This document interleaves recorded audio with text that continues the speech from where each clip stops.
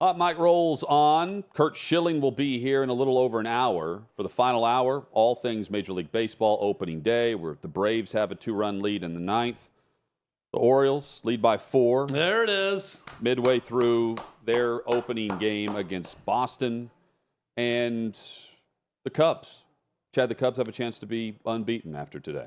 They do. 4-0 over the Brewers. By the way, the Orioles now lead at 8-2. They lead by 6 over the Red Sox in the 5th. Yankees already a winner today. 5-0 over the Giants. That game went quick. So, Major League Baseball underway. Opening day. So, on Monday, we'll know the national championship matchup for that night. We will also be previewing all things Final Four tomorrow on the show. And by the time we turn the page to next week, Chad, to April, we will have the Masters at Augusta just around the corner next weekend and Thursday. And CBS, they're going to cover the LIV Tour the same way they would cover the PGA professionals. At least that's what McManus says. Sean McManus. We're not going to cover up or hide anything. As I've said often, our job is to cover the golf tournament. We're not going to show any different treatment for the golfers who have played on the LIV Tour than any other golfer. If there is a pertinent point or something that we feel should be brought up in our coverage Saturday or Sunday or other coverage throughout the week, we're not going to put our heads in the sand. And for good reason, because there are players on the LIV Tour that can certainly compete at Augusta National. And they're allowed to play. I can't wait for the drama of this. And I hope we have a PGA versus LIV guy at the top of the leaderboard headed to Sunday. It's going to be the real test if it is LIV versus PGA Tour.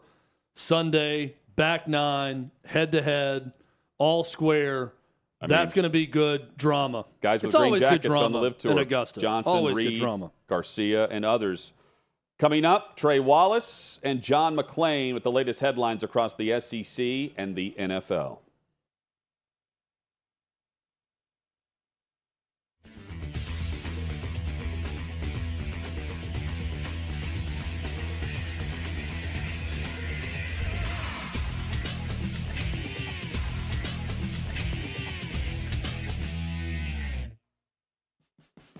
What you're experiencing is the bold taste of a Southern legend. Old Smoky Moonshine and Whiskey, authentic Tennessee mountain-style spirits.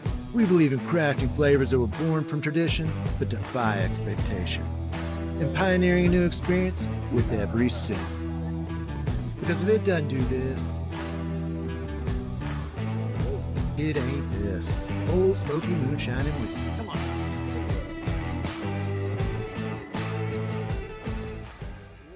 Welcome into OutKick the show. I am Clay Travis, your fearless leader. I am going to continue to argue that sports is one of the great unifying forces in all of American life.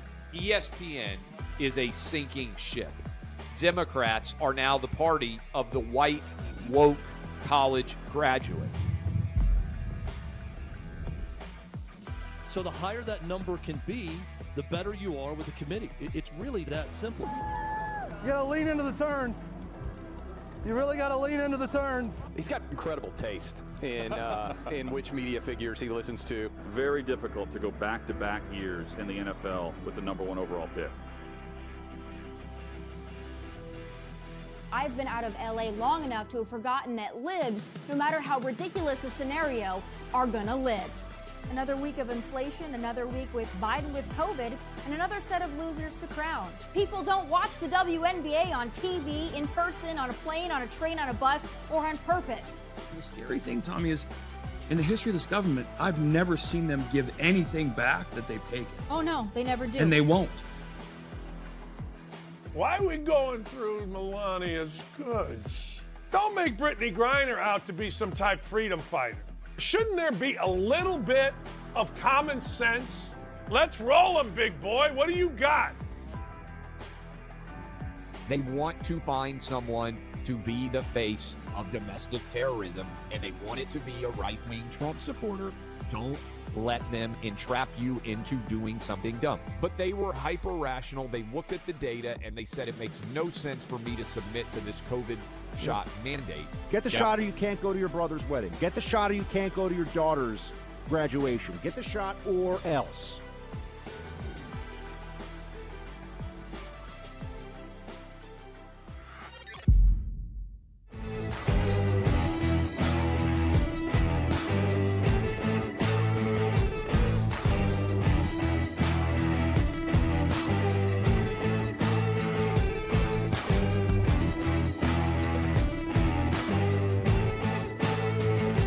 Smoky Moonshine and Whiskey, a bold taste of a Southern legend.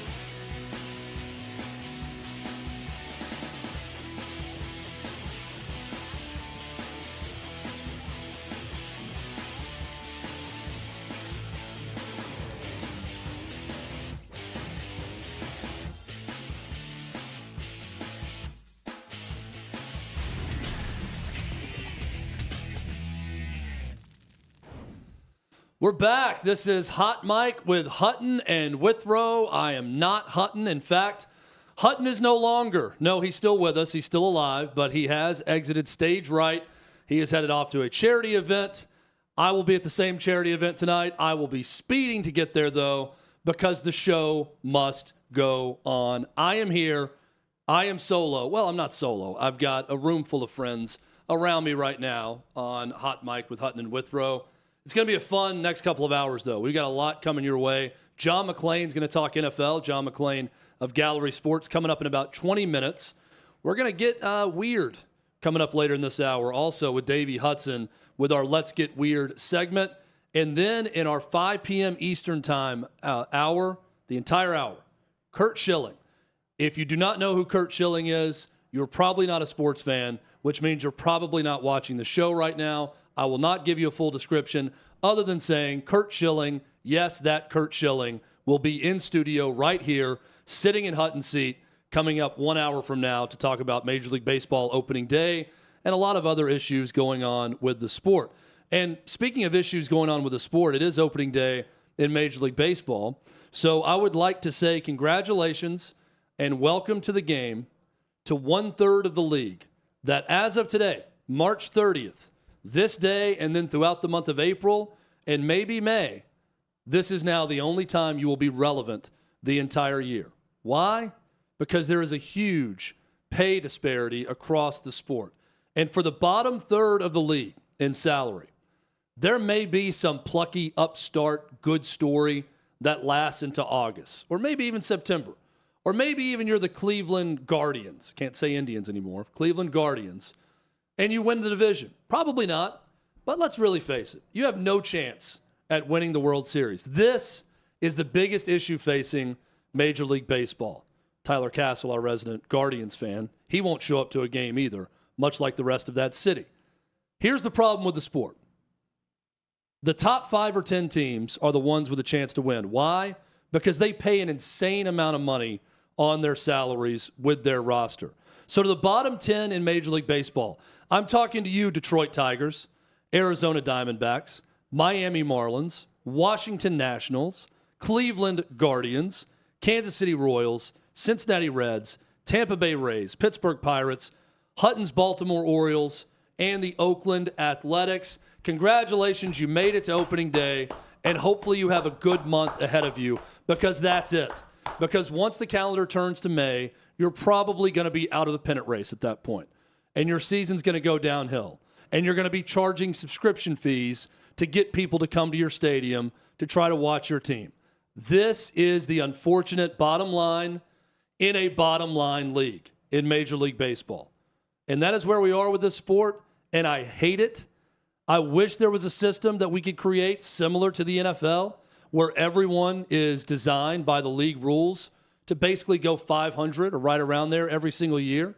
But that's not baseball. It's very much a game of the haves and the have-nots. And those bottom 10 teams in salary are very much the have-nots of Major League Baseball. And because of that, this is a fun day where hope is renewed. Hope springs eternal on opening day in Major League Baseball. But in reality, that hope is going to be gone by the time it gets really hot this summer. And fans of those teams know that, and I hate it for them. I hate it for the sport. but this is the reality of where we are.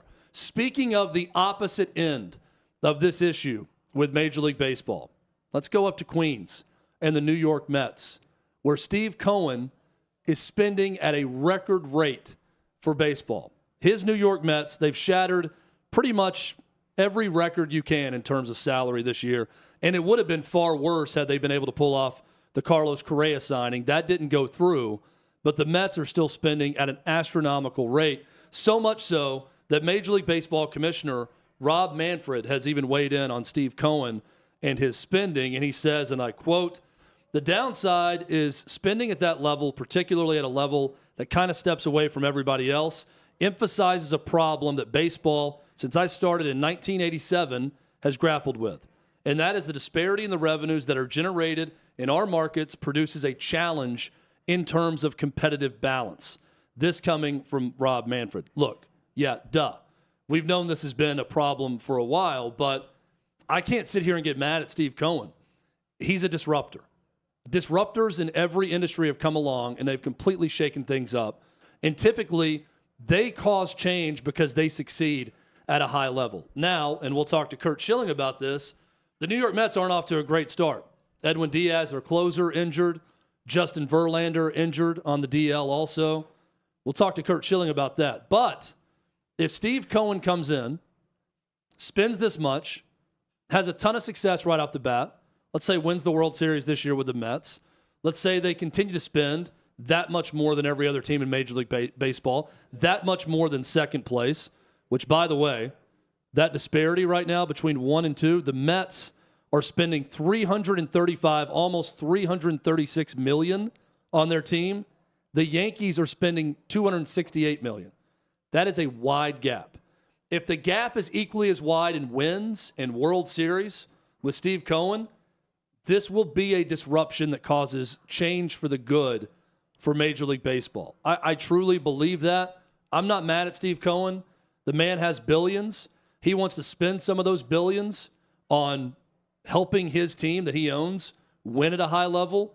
This is far better than the alternative, which is owners of smaller market teams that will cry poverty and not spend at a high level because they want to make as much profit as possible. So more power to Steve Cohen, and hopefully Steve Cohen with this record spending leads to some good changes within Major League Baseball. And hey, for those bottom 10 teams I mentioned here on opening day that really aren't going to have much of a chance outside of the next month or two, hopefully that leads to better things for them as well. Also, Nick Saban today, now the highest paid coach once again, passing Dabo Swinney second, Kirby Smart third, all making $11 million in change per year. Nick Saban, watching the first episode of Succession, I thought about this because there's this bidding scene where they're going back and forth, and the kids are bidding on a media property, against their father. The father wants to spend $6.5 billion. The kids don't know what they're trying to spend in the bid, but they say, let's just close the competition and say $10 million, $10 billion for the property, let's say. I feel like Nick Saban could probably do the same. If there was a silent bidding process between Alabama and anyone else, I know this isn't reality and won't happen, but someone could just come off the top rope and say, let's just make an offer that will end all conversations and say $15 million per year for Nick Saban. And if someone gave him that, he would be worth every penny of it. That's how great Nick Saban is. That's how great Nick Saban has been at Alabama. Worth every penny. Also worth every penny, Trey Wallace, senior SEC writer for OutKick, OutKick.com, does a terrific job. Trey is on with us right now. Trey, you're not, getting paid Nick Saban money, but whatever you're getting paid, I feel like you're worth every cent of it. Thank you for hopping on. No, I look, man. I'm open to contract negotiations, Chad. Isn't that how we do it in our business, buddy? Look, we'll see. I would love a side hustle, so I can be your agent or anyone else. Probably a conflict of interest since I'm employed by the same company, but happy to represent you in your next negotiation as long as you give me a percentage. No Lamar Jackson deals, right? Don't represent yourself like Lamar. We see the pitfalls with that, Trey.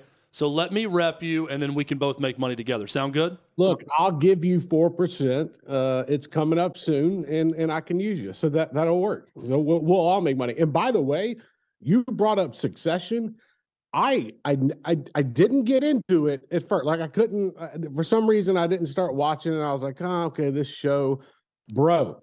I have watched 7 episodes now, and I'm hooked. Like I'm hooked. Like now I just want to watch all the seasons now if I can. It only gets better, and it's one of the rare shows, I think, that it started slower than the way it gets going. Like the premiere did not hook me, and then 2-3 episodes in, like episode 2 was better than episode 1. Episode 3, and then by the end of the season, Trey, when you get to the first season finale, you'll be all in. It's one of the more well-written shows of the last 10 to 20 years. I love it. I'll be watching every Sunday night.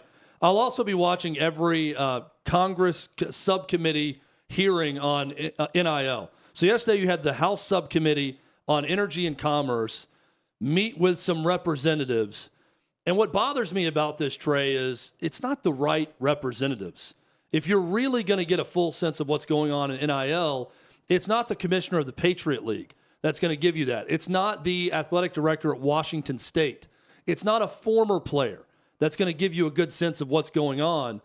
What do you think is the biggest error with the Congress, with the NCAA, with everyone, just in regards to how we can figure this out at a governmental level?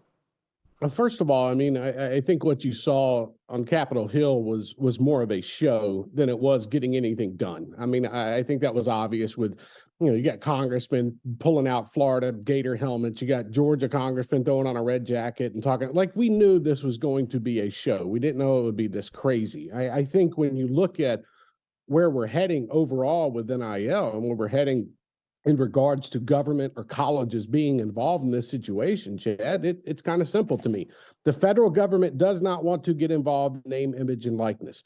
They would rather this be handled by the universities or the NCAA. And we know the NCAA is not going to do it because all they're doing is trying to put out partial guidelines for these universities and collectives to abide by.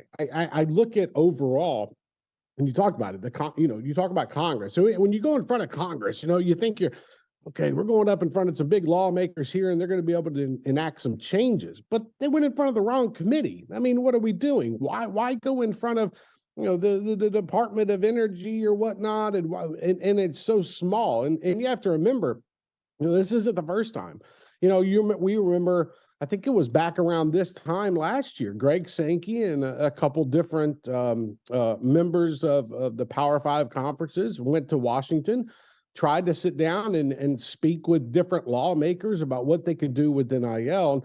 And here's where I've come to terms with it after talking with multiple people about this over the last 6 to 7 months, is it's getting to a point now where they're hoping the universities take over, meaning they have all of this in-house. So whatever a player is making through NIL, that would potentially go through, let's just say, the University of Alabama. You've seen them launch their own type of collective space. Georgia's doing the same. Clemson's doing the same.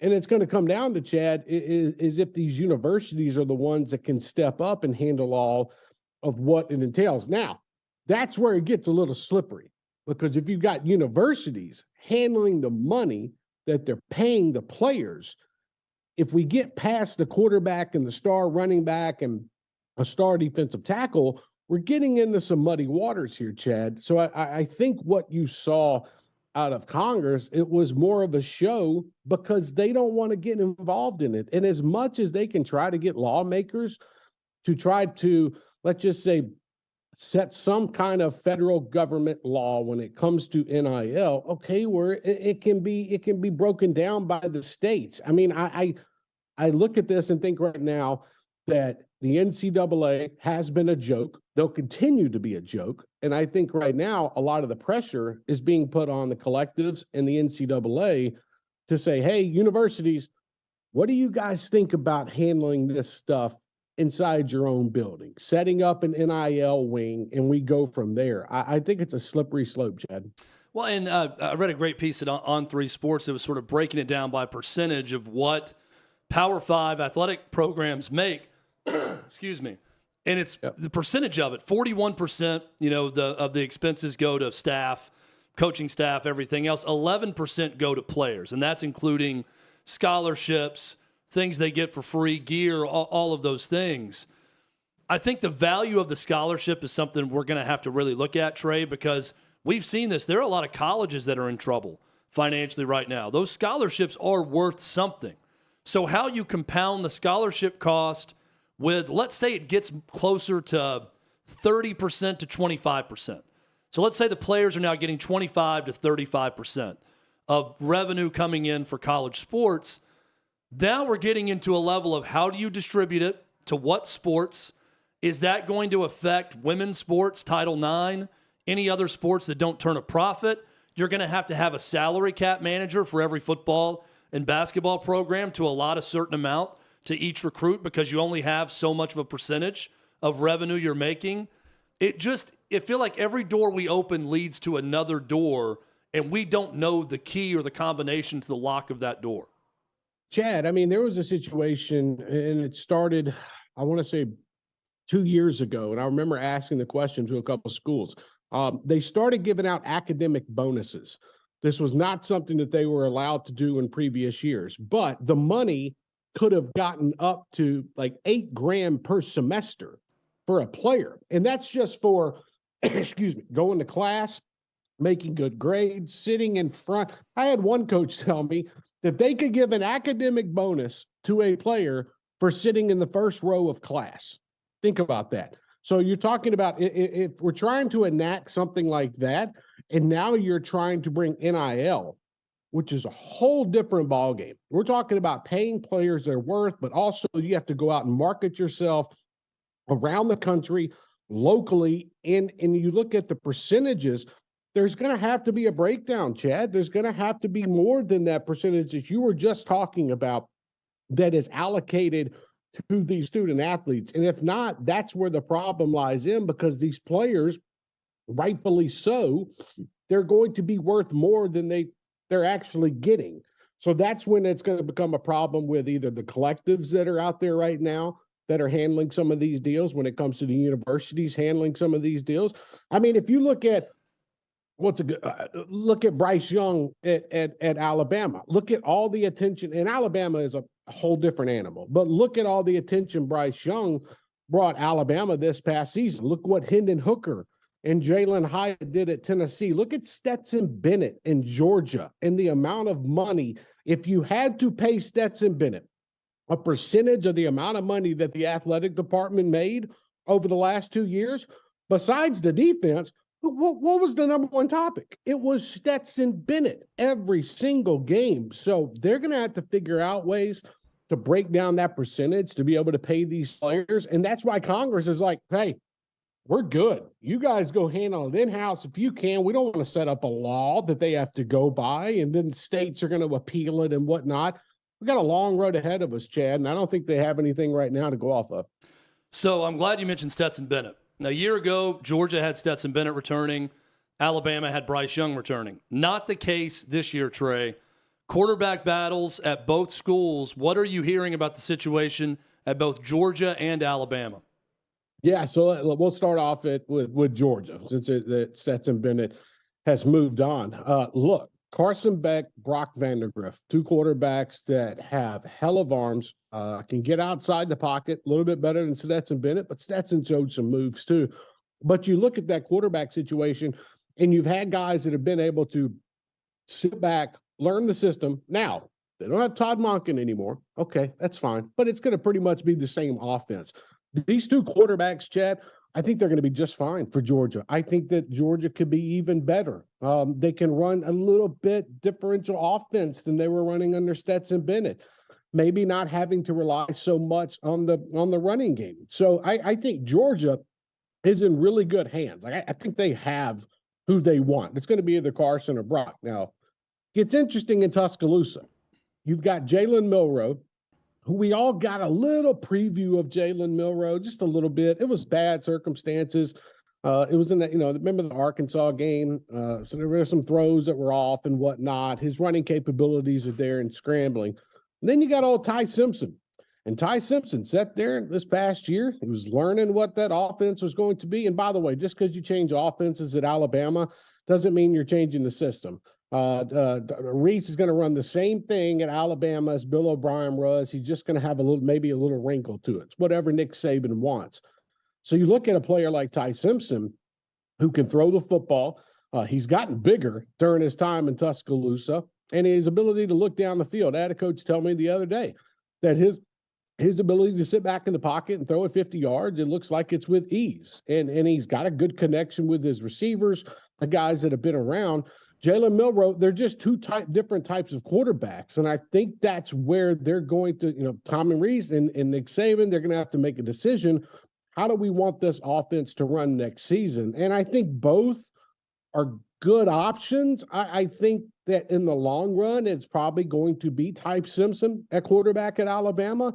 But don't put it past, Jalen Milroe so far has had a great offseason from talking with folks down there in the room, studying the books, doing what he was supposed to do as quarterback. And he was thrown into the fire last year, and I think that can go a long way. So it's an interesting quarterback battle going on in Tuscaloosa. And, Chad, the last thing I'll say about that, it's crazy to think that we're having to move on from Stetson Bennett and Bryce Young, two names that were you just set them and you're like, okay, we know what we're getting. Like celebrity QBs in college, right, for sure. That's exactly what it was. And the fact that we're transitioning into a new day in the Southeastern Conference. No more Will Levis, no more Hendon Hooker. Anthony Richardson's gone, Bryce Young, the Stetson Bennett. I mean, the list goes on. So it's going to look like a whole new conference next year with some guys as the faces. Quickly, Trey, I'm taking Miami. Who's your pick to win it all in Houston?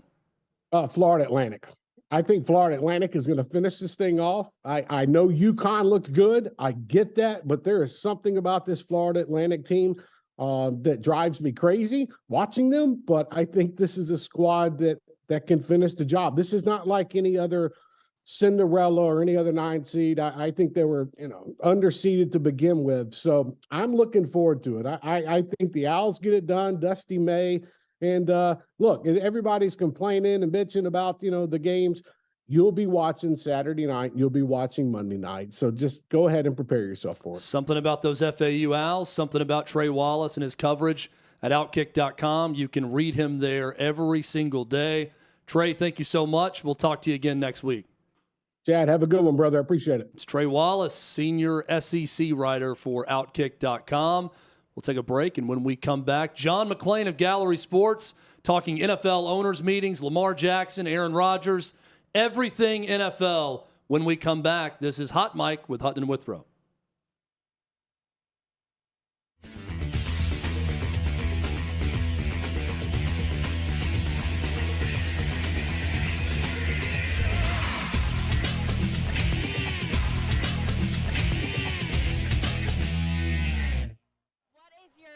Controversial opinion. I think girls with hairy armpits should be eradicated from the face of this earth. I agree. Thank you so much. Hottest take is that In-N-Out is overrated. Yeah. Absolutely. Because their french fries taste like cardboard and they get soggy too quick if you get them animal style, and their burgers are just like always dry. So it's gross. Hot dog is not a sandwich. Why not? Because it's not two separate pieces of bread. What's your hottest take? Normalize blacking out. ChatGPT is going to take over the world. Hate Duke University. I hope they never win a game in the history of life. I hate everything about them. That's my take. Why is that your hot take? Why do you feel so strongly about that? Air of arrogance amongst people I'm friends with, and I want to punch them in the face often. I believe there shouldn't be any weight classes in fighting, UFC, boxing, just let the best fighter fight. I'm a Packers fan. I think it'd be great if Aaron Rodgers leaves. It'd be really funny if he demanded all this stuff from the Jets and then stayed. LeBron James is not the go to basketball. My hot take is that the University of Tennessee is hot trash, and so is the SEC. Go Big Ten. I hate when people slow down when it's a green light and they think it's going to turn yellow, so they slow down anticipating that it's going to turn like red. People do that? Yeah, at least in Canada. He's from Canada. I asked people from Canada for their hot takes. They don't have any. I'm not a controversial person. To each their own, I guess. Hot takes from Canada. Snapchat is cringy. Do not ask for my Snapchat if you are over 18 years old. I think a celebrity that got canceled and shouldn't have is Hayley Williams from Paramore, simply because she said a derogatory term in her song Misery Business from like 15 years ago. 15 years later, they decide she's a criminal? I don't know about that. I think the Beatles are overrated. I'm here in Nashville. My hot take is that country music sucks. Taylor Swift is overrated. Swift is better country, for sure. Cowboy boots aren't cool. We are far from the most racist country in the world. I'm so ready for the new president. Here we go. Joe Biden is a terrible president. Trump 2024.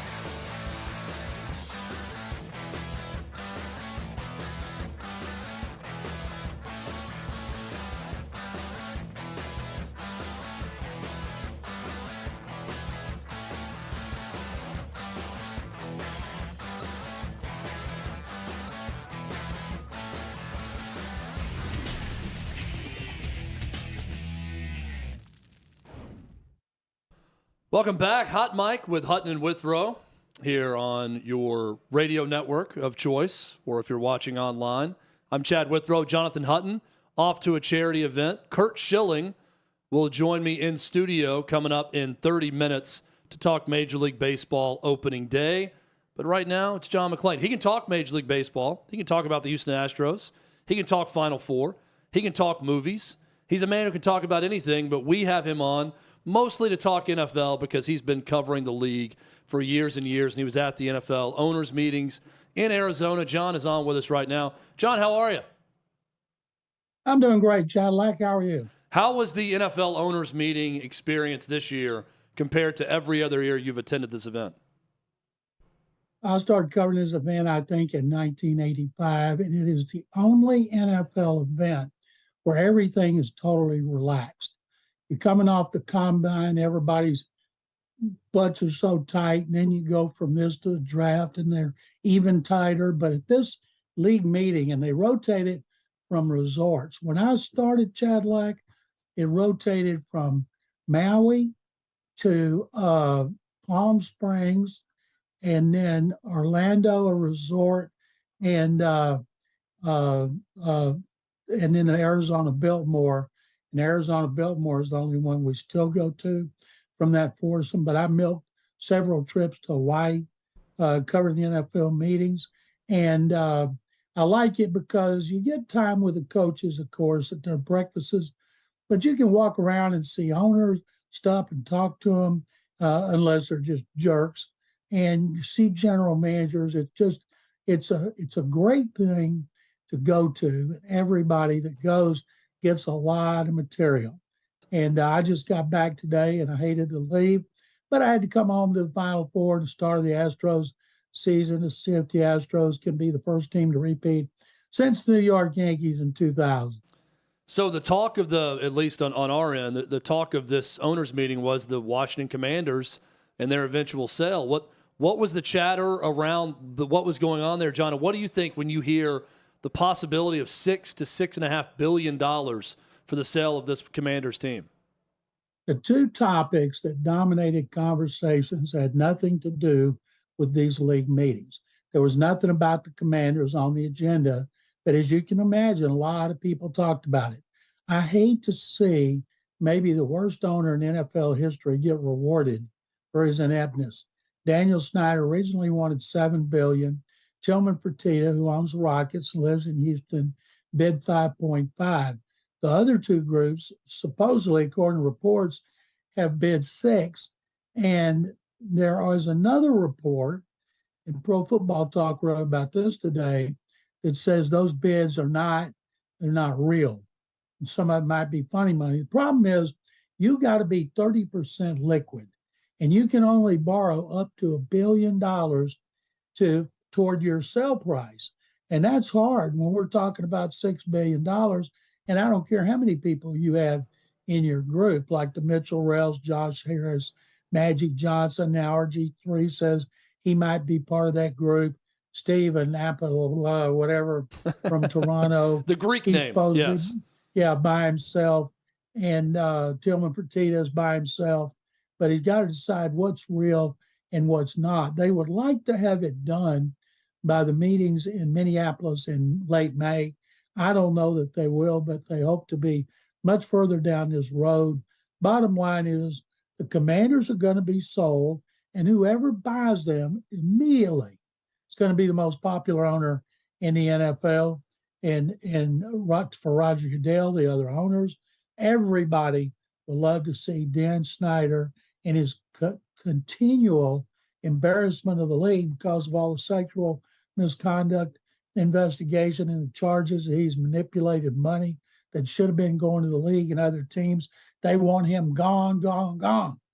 So, John, it's the easy answer here is anyone but Daniel Snyder will be fine, especially with that amount of money.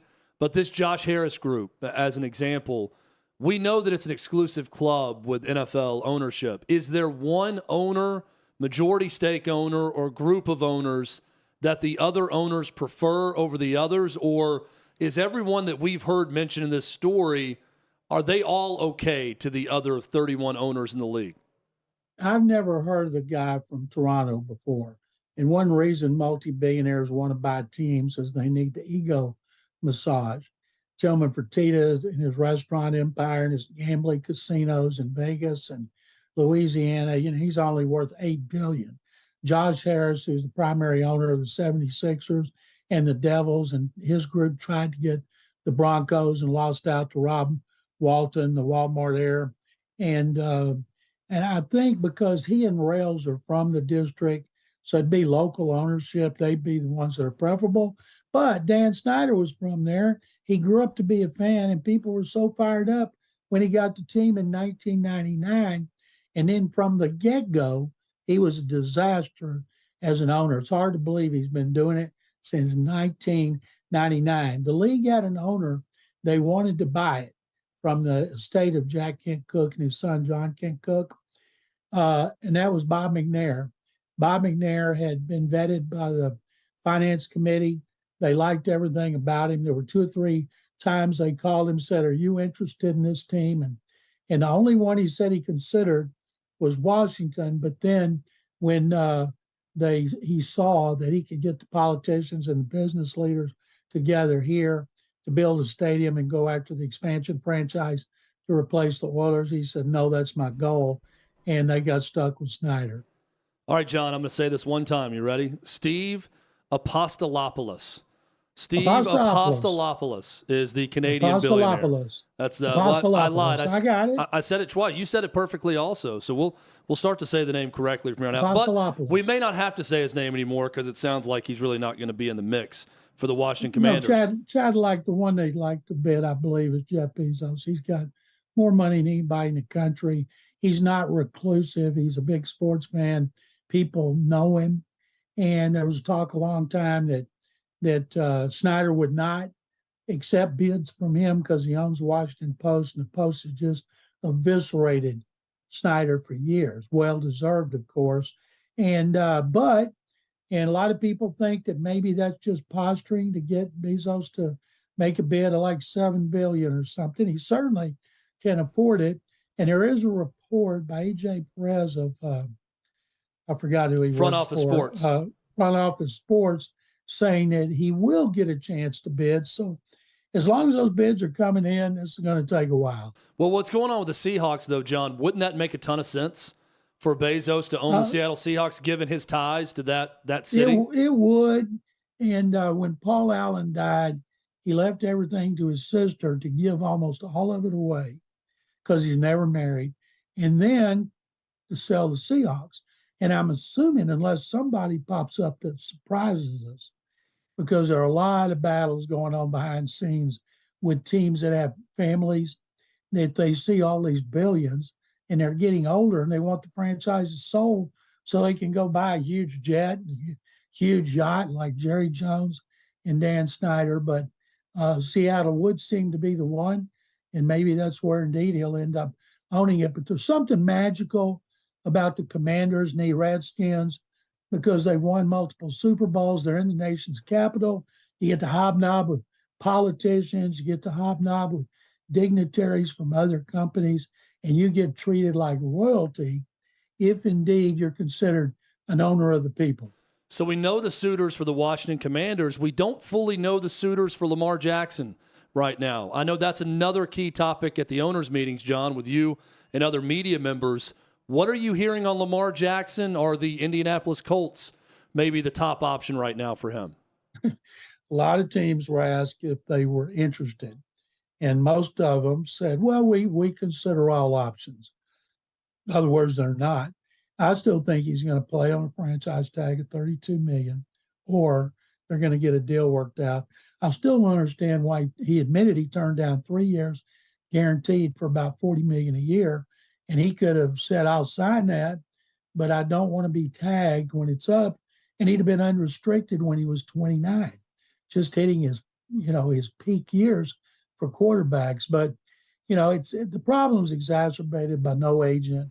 His mom was his agent. She can't negotiate. She's not a certified agent. These financial advisors, including both of them calling people, they can't negotiate. The NFL and NFLPA put things out about that. I just don't understand why he won't break down and hire an agent. If it wasn't a good idea, almost everybody wouldn't have him. And so I think he's still going to be back to the Ravens unless he comes off his demand that he wants a fully guaranteed contract like Deshaun Watson. John, we know that everything the NFL does is ultimately about money and the bottom line and how to make more money. So when you start hearing these proposals for flex scheduling on Thursday Night Football, I immediately think, well, they're already getting $1 billion a year from Amazon and Prime Video for that game. Is there some sort of clause where they can manipulate that contract now, and if they change it to flex scheduling, can they then charge them more for that Thursday night game? Or is this maybe just something that's being thrown out there now, so whenever the game comes back up for bid, they could charge even more for it if there's a flex option on this Thursday night game? It had more to do with the dog games they got last year. That schedule was awful. Now, nobody's for it. Players don't like it. The union doesn't like it. I don't know if Amazon thinks, well, hey, we got a chance to get better games.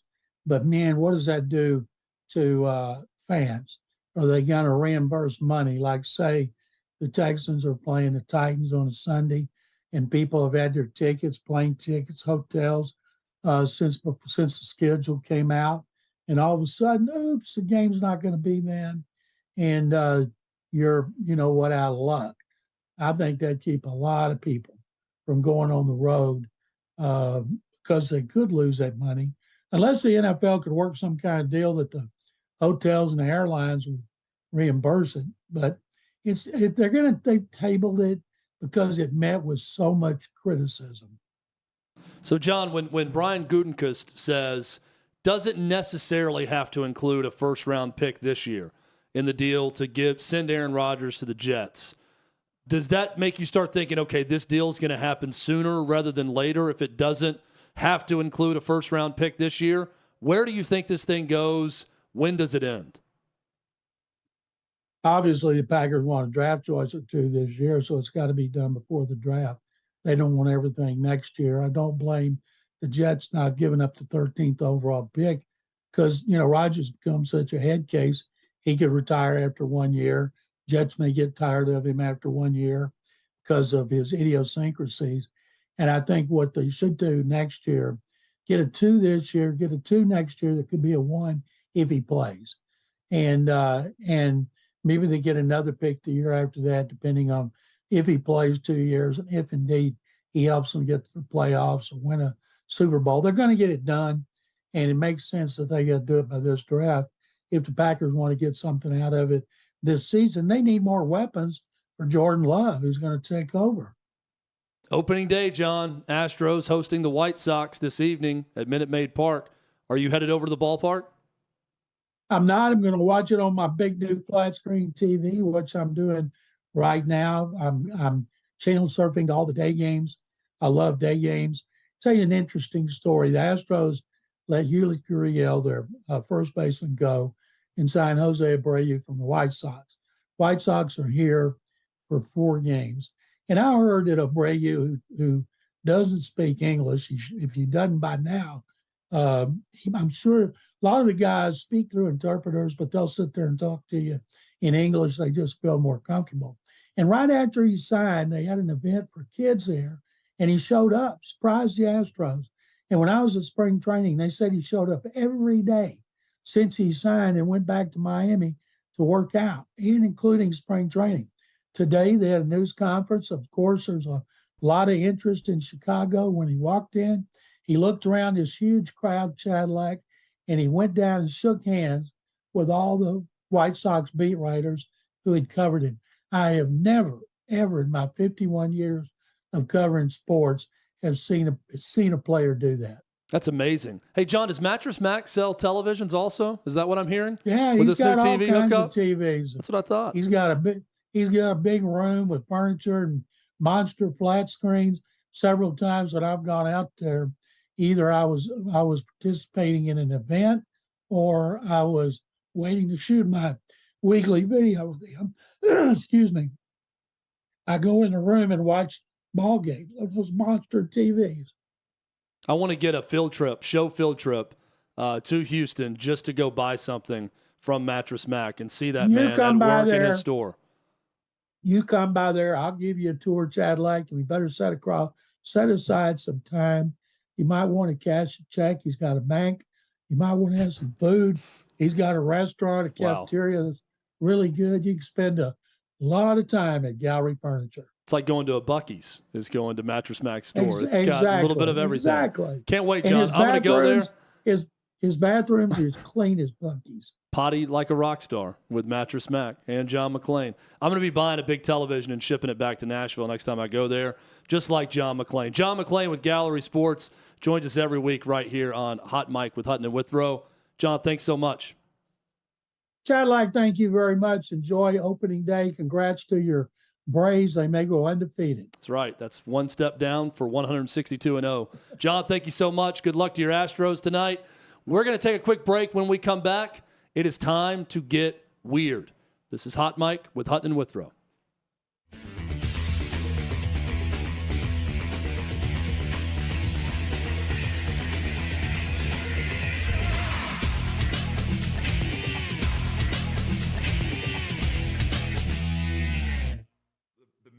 The 4 major notes. are almost around the pitch clock, all of them. The clock start will be delayed after a brush back pitch or a big swing from a batter when the batter's equipment is displaced or the batter is splayed out on the ground. Now, this is going to be, you're going to have some argument challenges and ejections over this one, because this is all interpretive, right? A big swing. If that's the case, then I maybe intentionally fall down a time or two as a hitter to get myself some rest. The clock start will be delayed when the pitcher has to leave the mound to field the ball or back up a play, and the play ends with him off the mound. If I'm a pitcher worried about the pitch clock, I leave the circle of the mound every pitch now. React to a potential swing or whatever. Leniency for catchers who end a half inning with an at bat or on base when the previous inning ends. They will always be allowed to catch one pitch before the next inning begins. So I don't, I get, as a pitcher, I get my 8 warm-ups. And if that becomes a problem, then I might be getting a jet. My 8 warm-ups are part of my routine. Very specific, very methodic. So I'm getting my 8 warm-ups. But I understand that one too. That's to get the catchers back out in the game, but it's also to give them a chance. Hitters still get 1 timeout per at bat. Going forward, the batter may call time back in no matter where they are. Previously, they had to be in the box and ready when they called time back in. Pitchers were holding the ball a long time, and this stops that. Yeah. Again, we'll see the tweaks. We'll probably see some tweaks. We might see, I don't assume we'll do anything on the fly. You might see another adjustment period at the All-Star break, but probably that's it as the season goes on. No matter how much you loved it, the Anaheim Angels are no closer to winning a World Series today than they were the day the tournament started. None. Except for, and I said it last time, having Ohtani and Trout in a clubhouse environment like that can do nothing but good things. I do like that ripple effect, and it will. It will. It's a different clubhouse. When you're in a clubhouse where you can't wait to get there and you're probably going to win the game that day, mentalities are very different. And I like, from a leadership perspective, Trout getting that vision. Not that, and it's not for him because he's doing everything he needs to do. It's for him as a leader in that clubhouse and the organization to see how other guys do it in that sense and to maybe take some stuff back. So.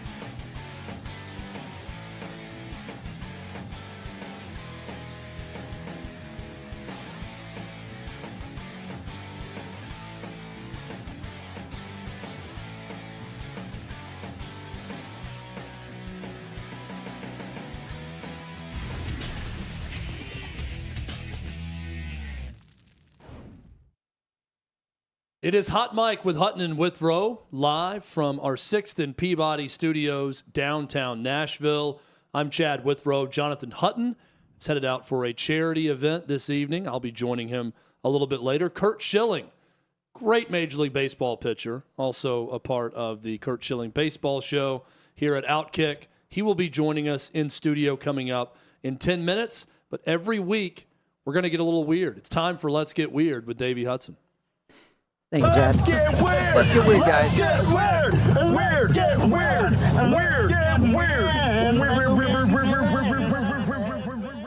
Chad, I got 3 stories for you today. We're going to hit it off at the top. Let's hit them all, You can't get weird without discussing Kanye West. Kanye West back in the news, this time not for something bad, though, but it's kind of weird in which the route he decided to take on this. But Kanye has decided that he likes Jewish people again, Chad. And you know why that is? Why? Because of Jonah Hill in 21 Jump Street. Wow. Yes, I know. The fact that he decided to post this on Instagram is just as baffling as you might expect.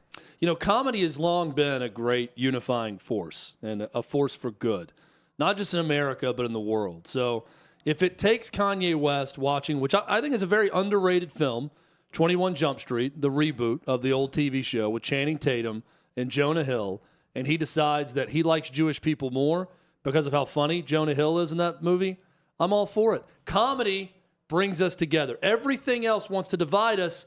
Comedy brings us right to the middle, just like Kanye West. What's next, Davey? The next story we have, a lot darker turn, but it is something that you might want to keep an eye on if you're in South Africa. But we do have a convicted rapist, Thabo Bester. He has faked his death. That name one more time, please. Thabo Bester. I might have even said it differently the first or the second time. I'm probably messing that up, but it doesn't matter. By the way, I grew up with a buddy named Vester, Vester. Okay. How is this one spelled? Thabo. Okay. It's kind of like Thabo but I don't want to throw him into this conversation because obviously this is not a very we don't want to do that. Good conversation to have that. But so this guy, this happened over a year ago, but the news just broke yesterday. What has happened is there was a body that was found burnt in his jail cell. He was in prison for rape, murder, sentenced to life plus 75 years, obviously done some shady things in his past. Now, they thought, well, he just burned himself and here's his body, whatever. Well, a year later, they finally get the DNA results back. Turns out he killed somebody in the prison, then burnt that body, managed to escape, and now he is on the lam. It's crazy that he was able to do this and they just now got the results back. The fact that no one else looked more into it. But then I got to looking, and South Africa, they've got a lot of issues. And what was crazy, and I found this out. Yeah, I know. It's like this is probably breaking news to a lot of people. Yeah, South Africa, they've had their issues over the years, for sure. So the part where this jumps to the next level, and this was like according to CBS, that they put this out, he was able to run a fake company where he was scamming people in America. It was called 21st Century Group. It was just the name of the organization. But there's an image, and you'll see this on the screen, where it's him in the suit right here. He's got that 3-piece suit on. This is in what I believe is New York, and they are holding a big convention. Shareholders meeting? Yes. Well, he's like the key speaker that they have, and none of the people know this, but he's actually doing this in prison. Like, this happened while he was in prison. This picture you're seeing right there. People are singing happy birthday to him. Now, obviously, he didn't go under the name Thabo Bester for this. He was under the name of Tom. Oh, gosh, I'm going to screw this one up, too. I believe it's Sesteep. But Tom Sesteep. Yeah. I'm probably messing that one up. If it wasn't, this is a great story. If it wasn't for, not a heartwarming story, but a really fun one.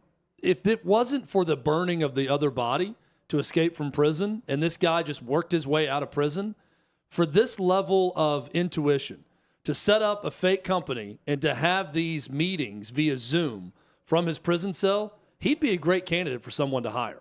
Had it not been for the burning of the body and then escaping that way, this could have been, this story could have ended a lot better than it did. Davey, what's the final story? I will say he's deemed the Facebook rapist, which is like not. I feel like also you not a good. It's not a good thing to put on your resume. No, you could come up with something better. Like you want to take that off your resume if you can. Night Stalker always jumped out to me. The Milwaukee Cannibal. Anything that ends with rapist is not something. That's not a nickname you want. That's for sure. And then finally, Chad, our last story. This is something that you will probably respect, seeing as you just finished The Last of Us. But according to a medical journal that came out of India, we have our first plant fungal infection in a human host. So I'll just read this right off of the New York Post. It'll just be easier. This one goes out to Brooke Steinberg. But a man in India has caught a plant fungal disease in the world first case of a human infection. So we just want to be on the lookout. He's a mushroom hunter. So I feel like they should have just went with gatherer. I don't really feel like you hunt mushrooms, but what do I know? Crocodile hunter's nephew, mushroom hunter, in this disease. I saw something about this at one point, I think on Today's Show, and they said they even teased, don't worry though, people, it's not like Last of Us. The doctor they had on said not to worry, it doesn't cause you to be a zombie, which we breathe a sigh of relief when that happened. More coming with Kurt Schilling next.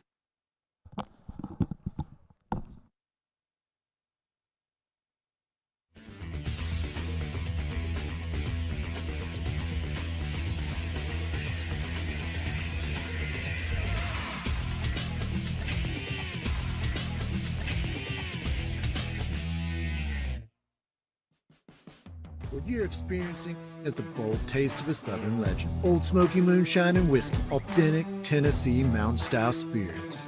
We believe in crafting flavors that were born from tradition but defy expectation, and pioneering a new experience with every sip. Because if it doesn't do this, it ain't this. Old Smoky Moonshine and Whiskey. Come on.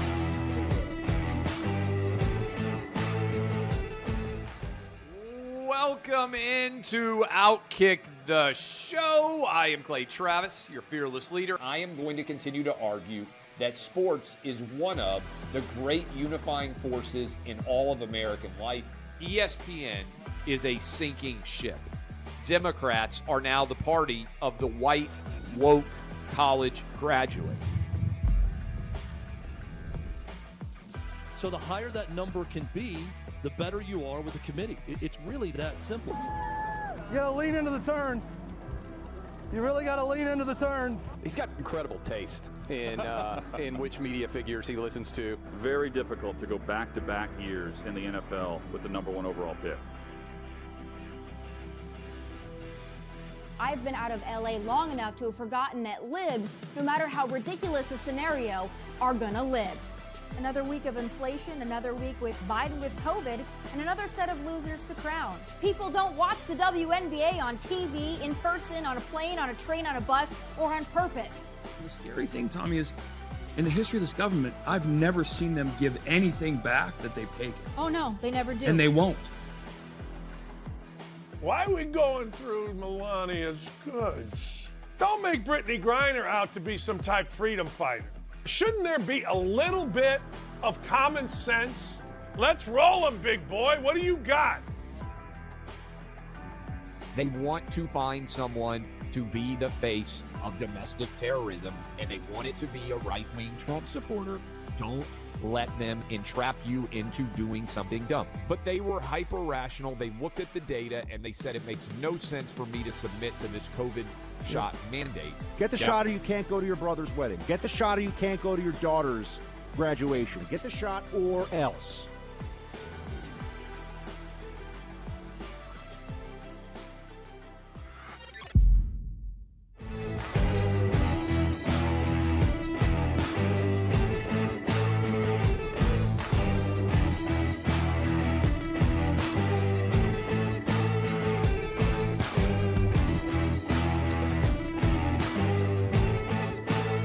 Old Smoky Moonshine and Whiskey, a bold taste of a Southern legend.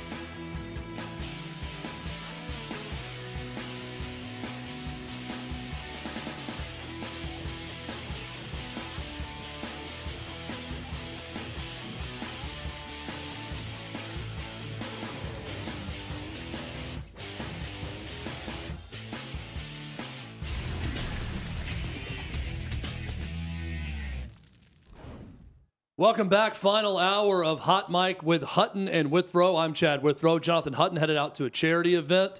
So in his place, only one of the greatest pitchers of our generation, Curt Schilling. If you don't know who this man is, you've been living under a rock. And again, if you're a sports fan, you know the name Curt Schilling.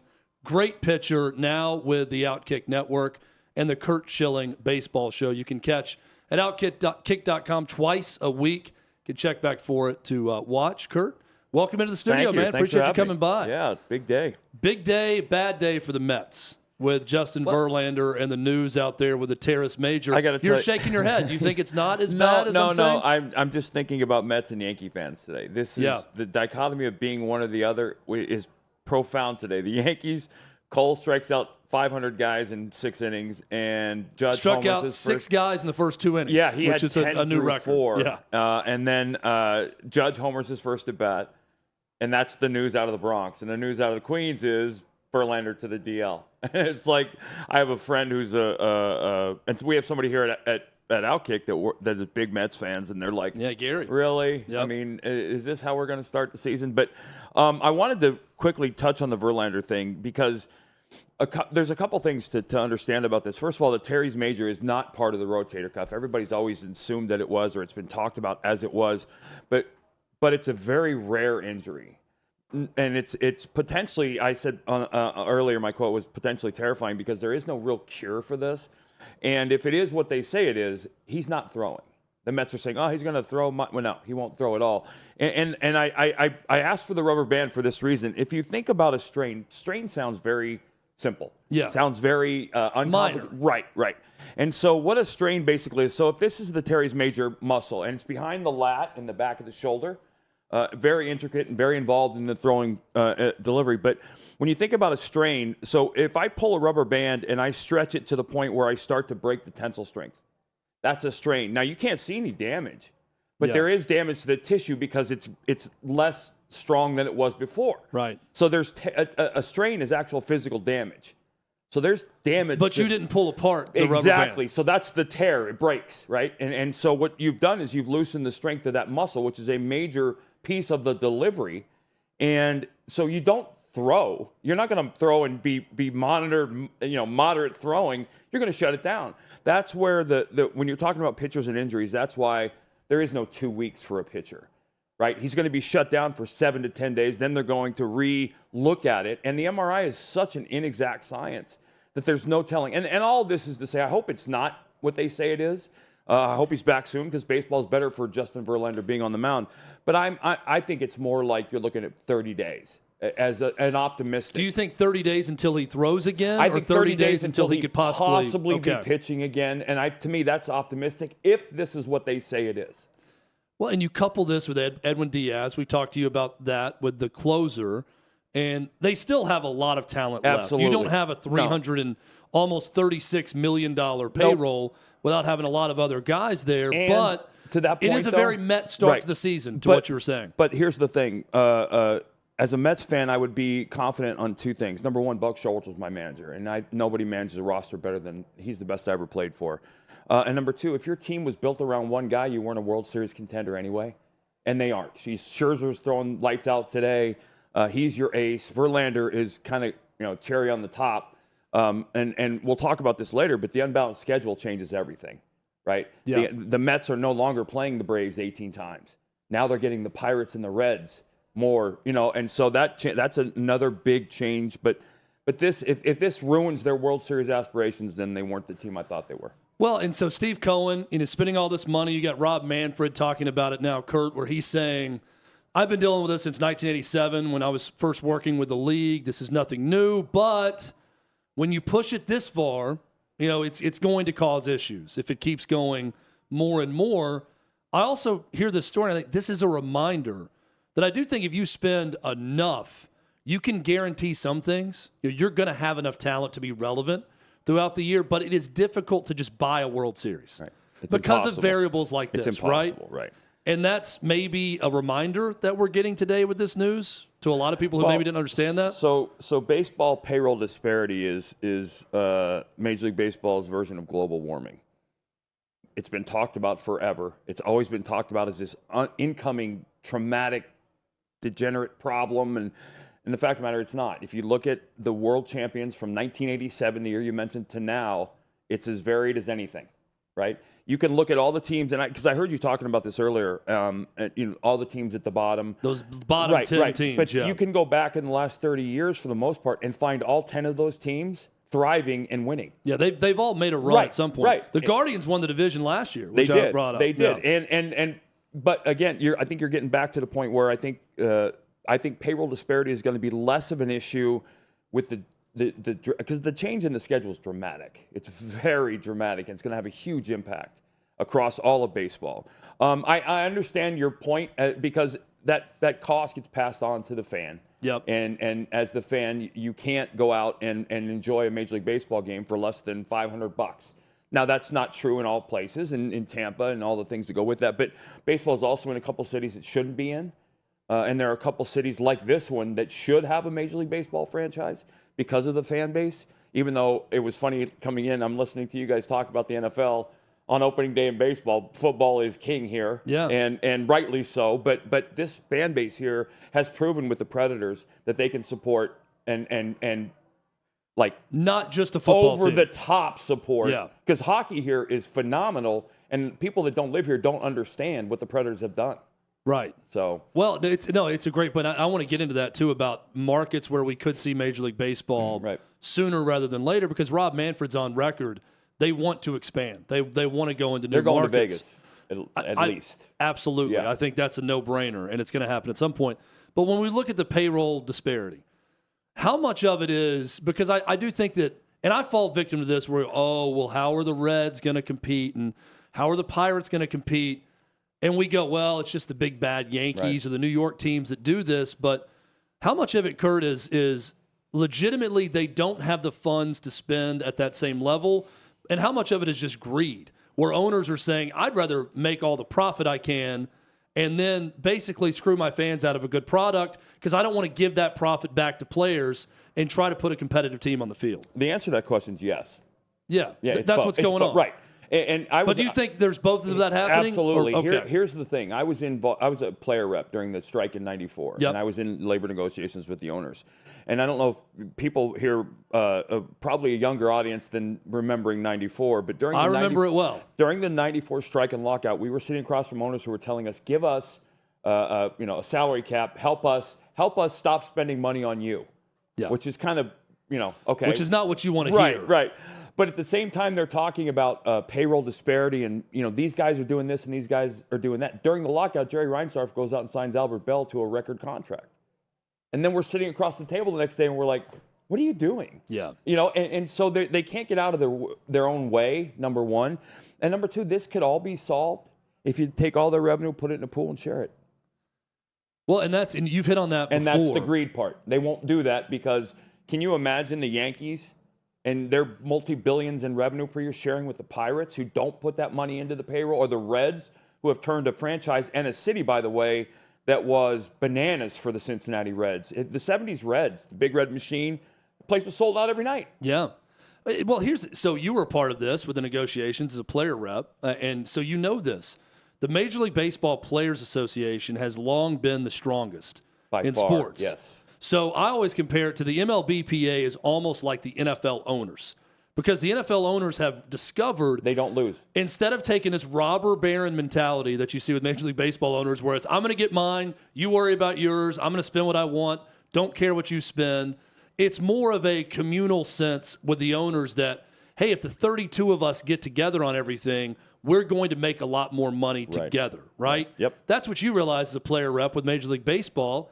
And those two sides fighting each other, I think that's long been an issue for the sport and the game. It's not good for the sport, absolutely. But how much could let's say Kurt Schilling now is a part owner in a Major League Baseball team. Would your advice to fellow owners be, we need to unite a little bit more for the better of the sport? Yes, but what happened in the NFL is unbelievably rare, right? But they've come to the realization that it's all, the Three Musketeers, one for all for one. Yep. If we win, we all win. And the NFL is and here's the thing. The problem is, from a fan perspective, it's a sport. from their perspective, there's nothing about it that's a sport. It's a business. It's a $10 billion plus a year business.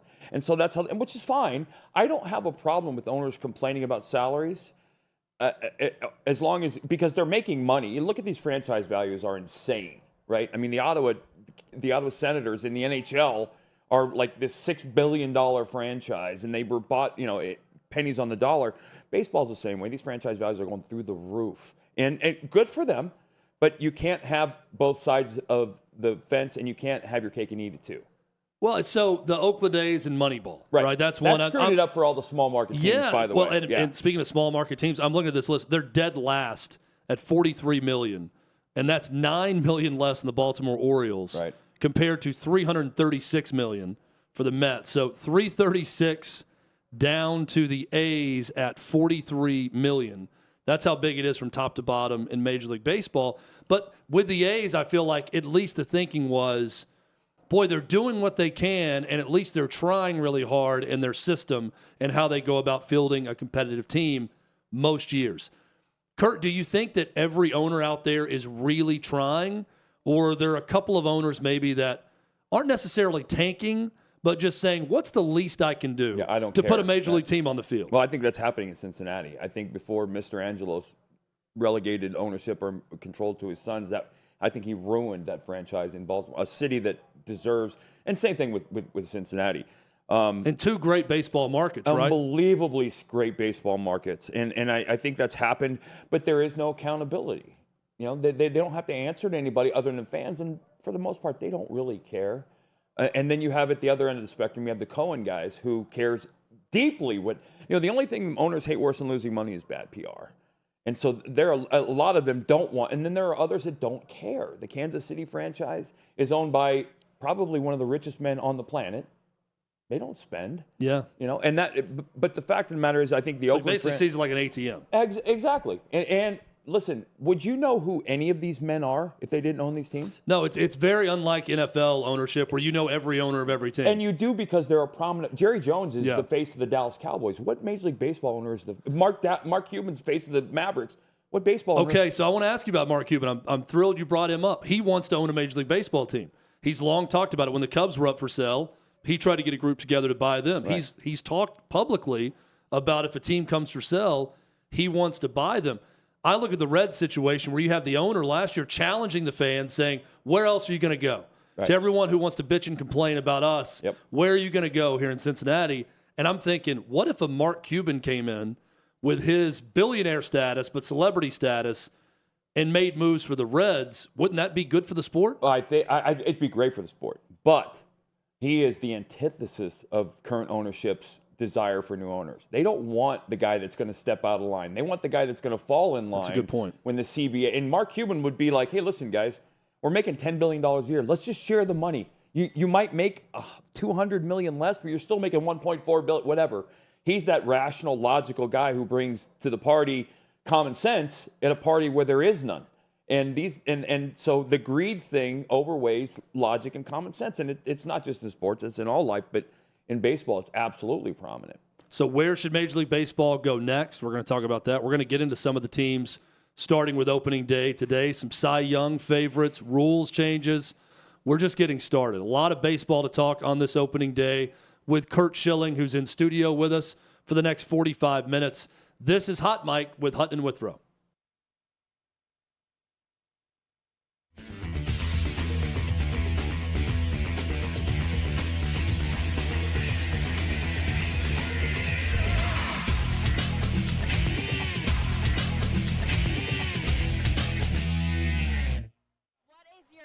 Controversial opinion.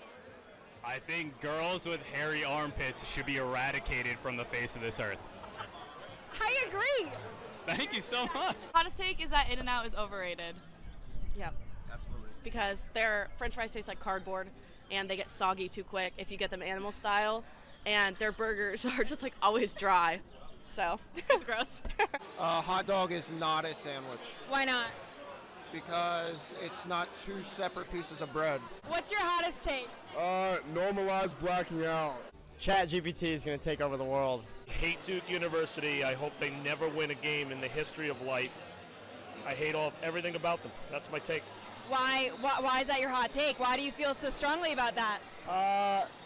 Air of arrogance amongst people I'm friends with, and I want to punch them in the face often. I believe there shouldn't be any weight classes in fighting, UFC, boxing, just to let the best fighter fight. I'm a Packers fan. I think it'd be great if Aaron Rodgers leaves. It'd be really funny if he demanded all this stuff from the Jets and then stayed. LeBron James is not the go to basketball. My hot take is that the University of Tennessee is hot trash, and so is the SEC. Go Big Ten. I hate when people slow down when it's a green light and they think it's going to turn yellow, so they slow down anticipating that it's going to turn like red. People do that? Yeah, at least in Canada. He's from Canada. I asked people from Canada for their hot takes. They don't have any. They don't have any. I'm not a controversial person. To each their own, I guess. Hot takes from Canada. Snapchat is cringy. Do not ask for my Snapchat if you are over 18 years old. I think a celebrity that got canceled and shouldn't have is Hayley Williams from Paramore, simply because she said a derogatory term in her song Misery Business from like 15 years ago. 15 years later, they decide she's a criminal? I don't know about that. I think the Beatles are overrated. I'm here in Nashville. My hot take is that country music sucks. Taylor Swift is overrated. Swift is better country, for sure. Cowboy boots aren't cool. We are far from the most racist country in the world. I'm so ready for the new president. Here we go. Joe Biden is a terrible president. Trump 2024.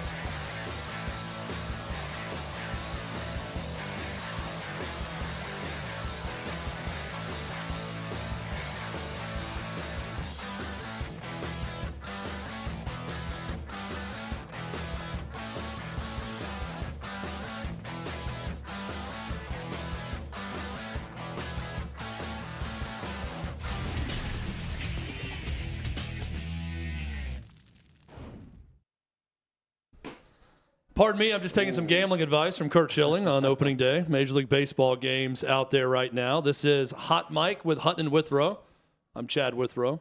Kurt Schilling in studio talking all things Major League Baseball right now. Kurt, we see it. You know, we talked about Justin Verlander and his injury. Max Fried for the Braves today leaves in the fourth inning with hamstring tightness. We see this a lot early in the year. Is it regimen in terms of getting ready for the season? Is this just a natural thing because this is when the live bullets, so to speak, are flying in Major League Baseball, real games? What is it exactly? It's part of the process. It's part of the process. The thing about pitching specifically is it goes the human body. We're going to work the mic. Yeah, we got to get this mic worked out here. The human body is not conditioned to do it, right? The human body. I'll hold it right here. I'll just be. Yeah, that's fine. The human body is not conditioned to do it. So the arm stuff is just an unnatural act with your arm, and the leg stuff is just a byproduct. These guys are max effort. This is, and I talk about this in the preseason. This is the last progression. There's 5 or 6 steps you take as a pitcher where you ramp up the intensity level. You can't replicate that before that. You can't replicate the intensity of opening day until opening day shows up. So you're asking your body to pick it up at each level. And at that last level on opening day, you're going to see some guys with those things. And so those are the things that are going to happen. That's why, to me, the WBC was such a no-no. As an organization, I would never let my pitchers go and pitch in the WBC. It's really okay if you guys are seen on camera. We can work this mic out. It's fine. I promise you will not get in trouble by anyone. We'll get your mic fixed there, Kurt, and get it in the right spot. So where Major League Baseball could go. You mentioned Nashville, where this show is originating from right now. That's one of the top ones. I think Rob Manfred even put out there 4 different big possibilities. Vegas, which you mentioned, Nashville, Charlotte, Montreal is another one. Of where the sport should go next, Kurt, what do you think makes the most sense in terms of where this game can really grow and what markets make sense, where it could thrive in certain places? I honestly feel like there's 2. There's one. Vegas is a guarantee. The first team I think that moves will go to Vegas. The NFL proved that they can work and all the things that go with it. That'll be a no-brainer because with the enormous influx of gambling in the game. While there may be hesitancy to move to Vegas, there's a recognition of the enormous amounts of revenue. And not only that, think of all the Yankees, Red Sox, Phillies, Cubs, all those fan bases that will regularly go to Vegas for trips, and you're just going to have the rotating tourists that are in town. Those are the same groups that go to Tampa and Miami to watch their teams. Yeah. That's why those markets are not viable for either club. Yeah. And it's mainly the same thing with spring training, and I learned this. I grew up in Arizona. Nobody's born and raised in Phoenix. Nobody's born and raised in Florida. You move there. And so it's a transient population, and they come with the Cubs. They come with the Red Sox. They come with the Yankees. We used to go to Tampa as a Red Sox. There was 25,000 Red Sox fans in the stadium. Wow. And it was a home game. I think Vegas at the top. I think 1A is Nashville. Having now lived here for a couple years and seeing the fan base, I think this is kind of a no-brainer. They have I think, a phenomenal group put together to try and bring that franchise here. The Nashville Sounds have a storied history and a good one. And I think there's some indicators from a minor league perspective. You look at the Pawtucket Red Sox, right? Those things, Nashville wouldn't have to go anywhere. The Sounds could still do what they do, and even more so if their big club was the Nashville team. Yeah. Those connections are great. So I think those two. Montreal, I think, here's what I think. I think that would be a stupid decision that wouldn't shock me if Major League Baseball made it. There's no chance that the market up there is survivable. It just isn't. Is the history of the Montreal Expos overrated? Because I feel like there was a time they were a very good franchise. Yes. There was a time where Olympic Stadium was rocking for games, but does that matter in 2023 when you look back at what was going on in 1983? The greatest team to never win a World Series, in my opinion, is the 1994 Montreal Expos. They would have won it. They would have dominated, and they would have been dominating. They were dominating my Braves that year in the NL East. That has never been a market that, in my mind, can support a Major League franchise. And in this day and age, with technology and the TV and all the things that go with that, I don't think for a second that market will ever be able to support it to the level of financial revenue and revenue gain that Major League Baseball is seeing now, unless they revenue share. Boy, it is exciting to think about the Tampa Bay Rays in Nashville and a Nashville club being in that AL East. Spending money. And all the Braves fans in this region from TBS back in the day, they could have their National League team, but Nashville would have an American League East team. Would be pretty cool to think about. No, I also think we may be less than a decade away from going back to old school baseball, where you have 16 teams in the American League, 16 teams in the National League with no divisions, and the top 8 teams qualify or something to that effect. Because the unbalanced schedule now changes everything. That's going to be, I think that's going to be a very dramatic thing. As you're gambling the over and unders this year, that is by far the biggest impacting factor. It's why I think the Orioles and the Diamondbacks will both have very good years. And I wouldn't have any issues taking the over with their win totals this year on both clubs because they're not getting 36 games against the Padres and Dodgers, and they're now playing the Royals and the Pirates and the Reds. So that's going to be a big one. Did you see, I know you were here a little bit early watching some of the games. I'm sure you watched earlier as well. Did you see any noticeable difference with the rule changes from these early games? And it totally caught me off guard. I saw no less than 5 base hits that were outs against the shift. Really? Yes. No, unquestionably. And by the way, that's the one people aren't talking about because they're talking about the speed of the game now with the pitch count. It is. Pitch clock. I saw 5, and it could be a freak sample, and it's obviously a small sample size. But I didn't know that it would happen 5 times in a couple days, much less 5 times in a series of games early in the afternoon. Yeah. I mean, legitimately where you have the second baseman making a play to his right that he can't make where the shortstop would have been sitting if that ball had been hit. Or the second baseman making a play to his left or the first baseman, that ball between them where the second baseman would have been in right field being a hit. Yeah. That caught me very, very surprised. And then the stolen base stuff. People are going to see, and you're going to see when you go back tonight, everybody's going to be talking about it. There were a couple of situations where the pitcher thrown over and the base runner had carte blanche to go. Because if the pitcher throws over and doesn't get you, it's a walk. And they went. And that they're going to, I think they're going to run all day long. Do you like that? I know as a pitcher, it's probably frustrating to watch. It doesn't. But for the game, do you like it? Here's the thing. As a pitcher, it was like pitching in bad weather. The other guy has to do it too, so don't bitch about it. Just figure out how you're going to fix it. I would have spent spring training creating methodologies, methods that allowed me to prohibit that because the run game was something I stopped early in my career, and I was very adamant about stopping. I was very quick to the plate and yada, yada, yada. But you have to study. You have to know these base runners because the base runners are going to study the hell out of these pitchers. And there's going to be kind of a track meet going on with some of these teams.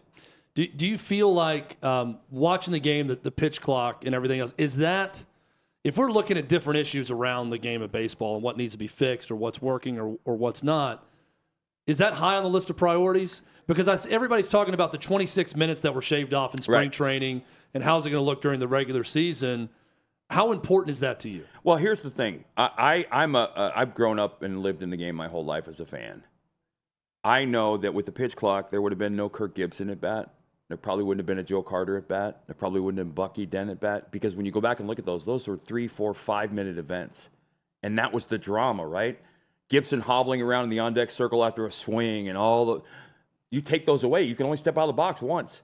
So those potential at-bats are, and not that they won't have moments now, but you're not going to have that late-inning drama. And you can't change the rules when you go to the postseason. Yeah. What if you could change the rules when you get to the 9th inning? Well, again, think about that. Wouldn't that be something if you had that? I don't think you can do that. I really don't think because you're not, especially not now. The season started. Yeah. You spent all spring doing this. If you're going to change these rules, you got to give me as a player time to prepare myself. I think it's a much, much bigger impact on the hitter than it is on the pitcher. And that I've kind of moved my thinking. But I also said when that rule came out, the only pitchers this will affect are pitchers that stink because good pitchers work fast by nature. You saw Scherzer experimenting with it in a couple different games in spring training. Yeah. And again, you can like it or not like it. It's the rules. You better get ready for it. You better get used to it. And you better know how to use it. Another reason is if I'm a Met fan that I'm feeling optimistic, Buck Showalter will exploit everything he can from an advantageous perspective with the rules in his team. Is there another manager? You've talked a lot about Buck Showalter. Is there another manager currently? And there's some guys who've been around for a long time that were managing against you that you really admire how they go about their job? I played for Tito. I mean, he's one of my favorite people in the world. I think he's one of the best. To me, Buck is the best X's and O's manager I've ever been around. I think he manages a game. I think every single matchup in a game is no surprise to Buck. I think he's that prepared. Terry was the best people manager I've ever been around. And that might had the recent quote about, I'm not going to apologize for getting close to my players and caring about them. Right. And I think today, in this day and age, with the general manager and sabermetrics, I think being the better people manager might be as important, if not more important, than the X's and O's guys. Because you've got 26 alphas in the room. And if you don't have a clubhouse that can police itself, which you don't have a lot of that these days, because these guys are coming up younger and younger. And there's a vibe to them that never existed when I played as a young player. that happens now, and it's just different. Did opening day in Major League Baseball ever become not as special to you as a player, or was it always something that was very important? It was always. Opening day for me, like I'm looking at opening day today, I'm looking at Aaron Nola, right? Because I want to understand how Aaron Nola is going to be in a big game, because this is a big game. You get ready differently for opening day than you do for your other starts, and anybody that says they don't is kind of a liar. He's not only is he pitching opening day, but he's going up against DeGrom. And Nola is already a well-known, well-established guy, but those are the games you make your reputations in. Opening day, the second half opening day after the All-Star game, postseason games, those are different starts. All of them are different starts. For me, mentally, they were. By the way, right now it's Phillies 5, Rangers 2 in the bottom of the fourth. Aaron Nola in the game, but runners on second and third with 1 out. So this game could get very interesting quickly. They scored, I think, 5 off DeGrom, which watching him throw, I don't understand, because that's just another team, I feel like, with the Rangers that sometimes the Mets also, you get the guy you want, and then they get there and they're not the same. We've seen that before with the Rangers. But they do have the Maddox brothers are over there, and they are the best pitching minds on the planet. And so Jacob DeGrom, who already was Maddox-like with his command, getting the Maddox touch, that scares me. Do you have interest in working with young pitchers at all? I love working with young pitchers. I've always loved. It's the one thing I know. It's the one thing I think I can teach. It's the one thing I think I can create. And I take my old mentor's a stance on that. With Johnny Padre, he said, "Give me an arm and I'll make you a pitcher."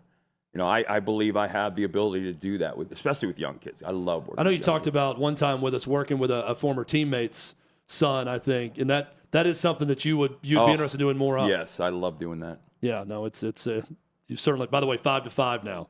3-run homer for the Rangers. So there you go. You bring up Aaron Nola. He gives up a 3-run bomb, and that game is now tied. Yeah. Angels. I know you like them. Obviously, Ohtani and Mike Trout. Is this the year this team gets the playoffs? I like them today, plus 1.5. Yeah. But no, I can't. I don't have an answer to that. You have the 2 best players in the world, and you're not even remotely contending. And it for the most part, it has to do with the pitching staff. And while they did make some moves, I don't know that they made the moves they need to make to compete in that division. However, I'm going to go back to the thing I keep pounding on.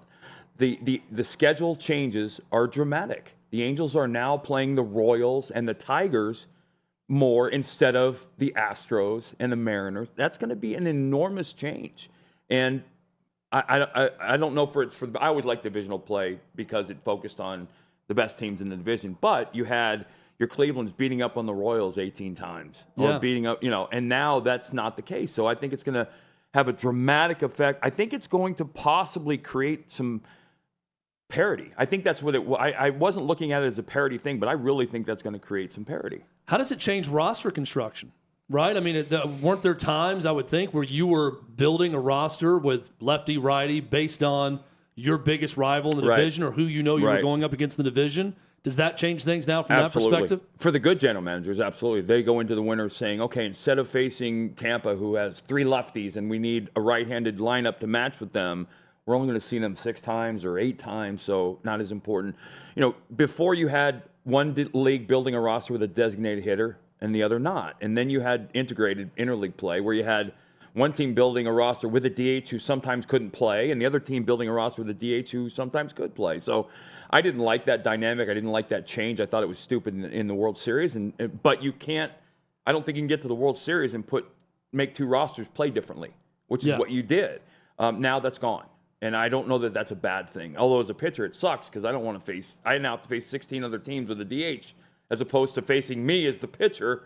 And I know I wasn't nearly as big of a threat as any of the DHs that I saw in the game. But it's good for the players because more players get to play and more players get paid. And that's not a bad thing. Not a bad thing at all. When you look at umpiring in today's game versus maybe when you played, is there a big difference? What is the state of umpiring right now in Major League Baseball? It hasn't changed enough.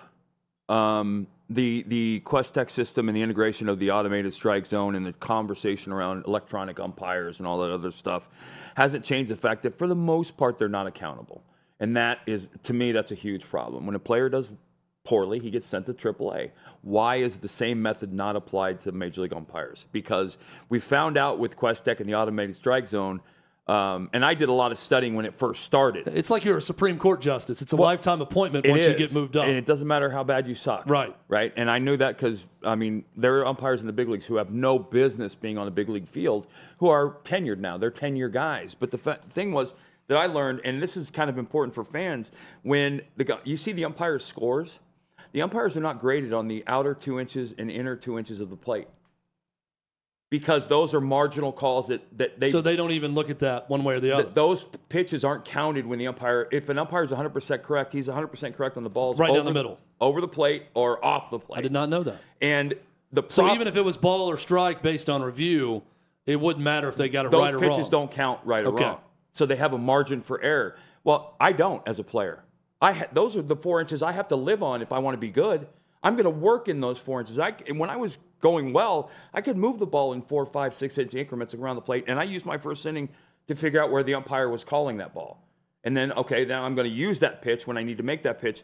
When those pitches aren't a factor in the scoring, then you don't have a real score. Now, that's not to say there were upper echelon umpires, the Ed Rapuanos of the world, who were just phenomenal. And then you had guys like Eric Gregg, who, God bless Eric Gregg, but that guy if it was a day game and hot, he had to get off the field because he couldn't take a full day game. Yeah. So you knew as a pitcher the plate was good. And Levon Hernandez struck out 15 in the postseason with Eric Gregg behind the plate, and the last one was like 9 inches off the plate. I mean, you have those things happen. Now with QuestTech, you don't.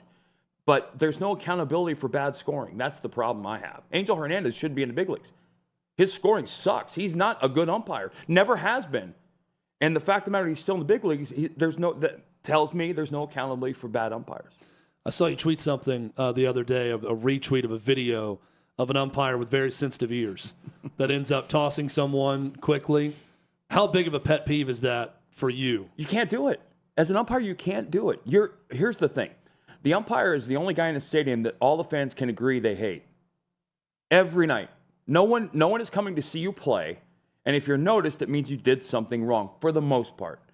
And so when you start to see overturned calls at first base being 40% or 50%, you realize, wait a minute, you're not really that good. Yeah, right? That's a good point. And because the game is so fast that it almost begs for electronic oversight. Yeah. Right? And I get the reason. You want to keep the human element in it and all this stuff. But Jim Joyce ruining Galarraga's perfect game, that's not a fun thing to remember. Jim Joyce is one of the greatest human beings that ever lived. Yeah. He made a bad call. Which now would have been overturned. He would have had a perfect game. You know, those, and so in that sense, that's a good thing that we're getting to, because you want a game to end with the final score being a result of proper calls. But baseball's different. And it's always been, the human element in umpiring has always been a factor in the outcome of a game, and maybe it shouldn't be. And I struggle with this, even in other sports, watching a football game or a basketball game, NCAA tournament, they're going to the booth to check a play over and over. I'm thinking, let's just play. Whatever the call is, let's go with it and get going quickly. And I think about Major League Baseball and the possibilities one day you've got the robot umpire calling balls and strikes. It's going to happen. We ultimately always go back to, right, Kurt, that we want to get it right. Let's get it right and let everything else fall into place. I don't necessarily feel that way about baseball with balls and strikes, but in the end, I still want to get it right. Here's why you will. When Tim Donaghy got exposed as a cheater, and we realized that he probably wasn't the only one, the influx, and I don't even know what the number is, the amount of money coming into professional sports through gambling is in the hundreds of billions. The question around how many weeks in the NFL, every week, do you hear, oh my God, that game was totally fixed? That game was because there's a call where you and I are looking at it going, wait a minute, are you kidding me? Well, the NBA really has this problem now because of Tim Donaghy. Exactly, but there's no doubt in my mind that that's going to carry over to other sports. And with billions of dollars on the line, you're going to have we had the Super Bowl, the Bengals and Rams. The end of the Super Bowl, the way the penalties were called, the game got played until the last minute. Yeah. And if you're in a conspiracy theory, you're like, oh my, and it's not irrational anymore to think that. Because you're talking about tens of billions of dollars. So the way to solve that is electronic balls and strikes. Eye in the sky. Doesn't lie. Doesn't. And I don't know that that's better or worse, but the fact of the matter is I think it's almost inevitable. Yeah, the tennis system for in or out, I don't know that anyone argues with that. No, you right? can't. You look at it, right. see it, oh, okay. people react to the challenge, and then because there's you move very forward. few calls where you can look at it and go, I can't really tell. They're always, for the most part, definitive. And when they're not, you don't overturn the call. Was there an umpire that you just knew that you could rib with him back and forth over the course of the game? So were most that way and some sensitive, or no? I'll backtrack. So I had a notebook on hitters, a regular notebook every year that I kept and kept it up. I had the same notebook on umpires. So every spring when the umpire media guide would come out, I would be the first guy to get one, other than like front office people, because I would read up on all the umpires. I understood all of their personal stuff, because that relationship is as important. The major leagues is hard. It's really hard to get hitters out. When I have to get the hitter out and the umpire I need help from, that's a problem. So I categorized them three ways. There were the guys that were great and good guys, Ed Rapuanos of the world, Jim Joyce's of the world, Kerwin Danley was this, I could discuss with him.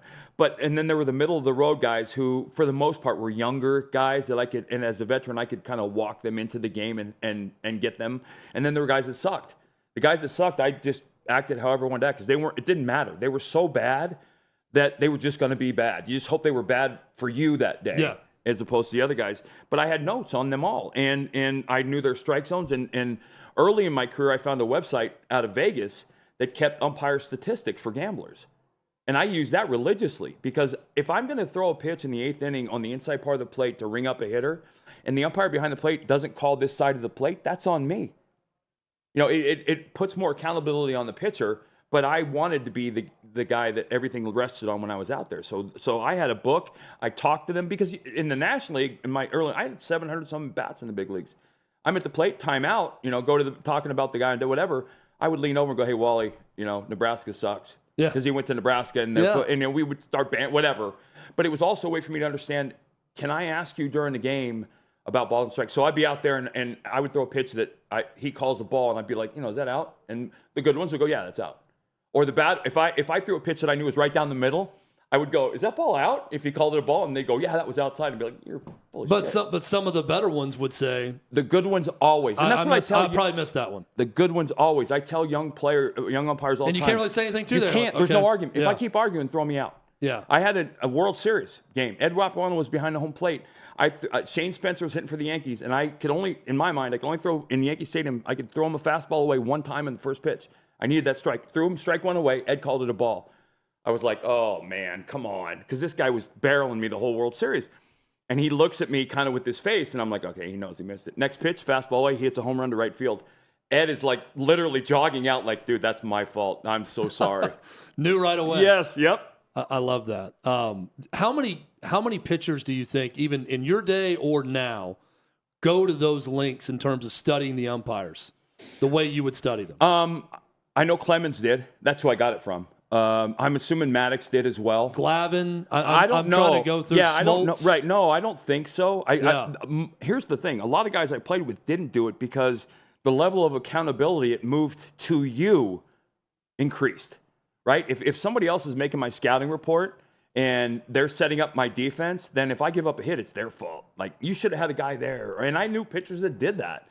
And for me, it was I positioned my defense when I played. And I would tell my left fielder, listen, on Tony Gwynn, play in, because he's not going to hit the ball over your head. If he does, it's my fault. He's going to hit a line drive to left field because I'm going to throw him fastballs away, blah, blah, blah. And my defenders would say, well, what if he hits it? I said, if he hits it by you, it's on me. He's Kurt Schilling. I'm Chad Withrow. Jonathan Hutton, he'll be back with us tomorrow. Talking Major League Baseball. We're going to talk a little Cy Young, talk some current Major League Baseball pitching. When we come back, this is Hot Mike with Hutton and Withrow.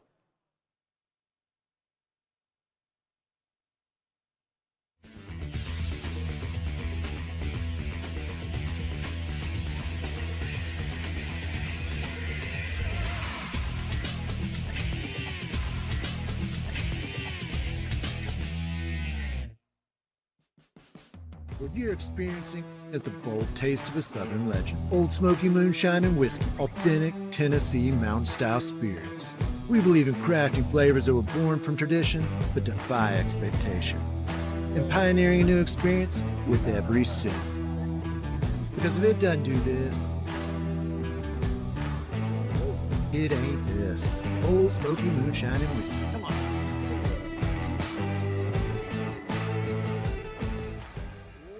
Welcome into OutKick the show. I am Clay Travis, your fearless leader. I am going to continue to argue that sports is one of the great unifying forces in all of American life. ESPN is a sinking ship. Democrats are now the party of the white, woke college graduate. So the higher that number can be, the better you are with the committee. It's really that simple. You gotta lean into the turns. You really gotta lean into the turns. He's got incredible taste in which media figures he listens to. Very difficult to go back-to-back years in the NFL with the #1 overall pick. I've been out of LA long enough to have forgotten that libs, no matter how ridiculous the scenario, are gonna live. Another week of inflation, another week with Biden with COVID, and another set of losers to crown. People don't watch the WNBA on TV, in person, on a plane, on a train, on a bus, or on purpose. The scary thing, Tommy, is in the history of this government, I've never seen them give anything back that they've taken. Oh no, they never do. And they won't. Why are we going through Melania's goods? Don't make Brittany Griner out to be some type freedom fighter. Shouldn't there be a little bit of common sense? Let's roll 'em, big boy. What do you got?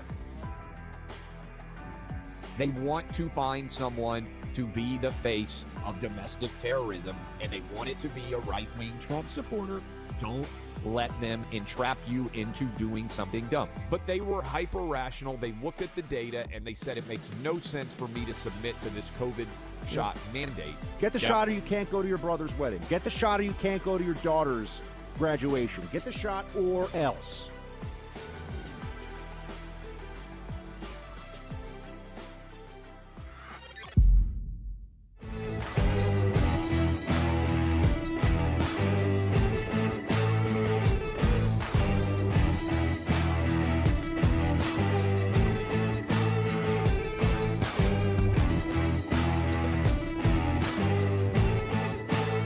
Old Smoky Moonshine and Whiskey. Old taste of the Southern Legend.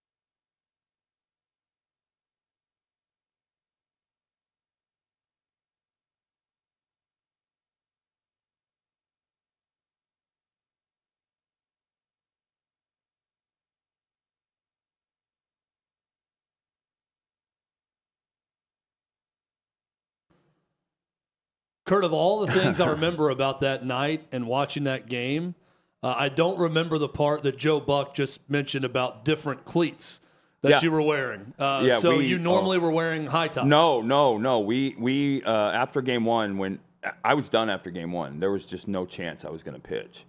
And so for the next 2 days, we tried everything. We had Nike or Reebok send us high tops, and we put braces around them, and it was futile. It didn't work. And then Dr. Morgan came up with the, hey, I tried something on a cadaver last night. What do you think? And I was like, dude, let's go for it. That's awesome. Yeah, it was an experience. What are the chances Shohei Ohtani could win both MVP and Cy Young? Good. He should have won it last year. He should have won the MVP last year. Which is insane, but you're right. No. He's that good. $600 million next year. Somebody's going to give him $600 million. Do you think it's going to be the Yankees? The Mets? I honestly believe the Dodgers are the team. Okay. I think the Dodgers are going to jump. Staying right there in L.A. and going with the Dodgers. I mean, my God, you're going to make that in 1 year on extra stuff. Oh, yeah.